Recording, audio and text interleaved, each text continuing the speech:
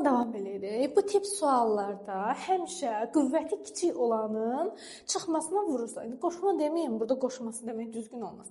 Çıxmasına vurursa, məsələn 8-ci dərəcədən 5 deyirsən, ay müəllim, bu nətər kiçik oldu? Axı sən ona elə baxmamalısan. Buna 5 üstündə 1/8 kimi baxmalısan. 5 üstü 1/8 kimi baxanda görəsən ki, bu 5 üstündə 1/4-dür. Bu da 5 üstündə 1/2-dir. Düzdürmü? 1/2, 1/4, 1/8. Ən kiçik hansıdır? 1/8. Ondan işə başlayıram. 5 üstündə 1/8 çıxılsın 1 oldu. Bunu məxrəcə vurduğun kimi surətə də vurmalısan. 5 üstündə 1/8 çıxılsın 1. Nə alındı? 4 vurulsun. 5 üstündə 1/8 çıxılsın 1. İndi bax, hələ buraları görmə, sadəcə bu ikisinə odaqlan.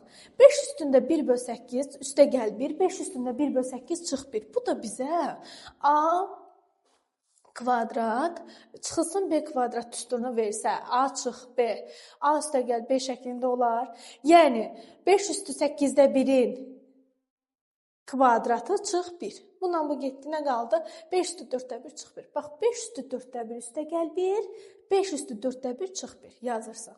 5 üstü 4-də 1 üstə gəl 1, 5 üstü 4-də 1 çıx 1. Bu da yenə bizə A kvadrat çıx B kvadrat düsturunu verdi. Yəni 5 üstündə 1/2 çıx 1. Təzədən bu 5 üstündə 1/2 üstə gəl 1-lə 5 üstündə 1/2 çıx 1-i vurursan bir-birinə. Olur 5 üstündə 1/2-nin kvadratı çıx 1. Bu 2 ilə də bu 2 getdi. 5-dən 1-in çıxdın 4. Sonuç olaraq deməli nə aldıq? 4, 5 üstündə 8 çıx 1. Məxrəcdə isə 4. 4-lər ixtisar getdi. 5 üstündən 1/8 çıx 1. Bir arada sərgəli yazsaq 8-ci dərəcədən 5 çıx 1 şəklində qalacaq.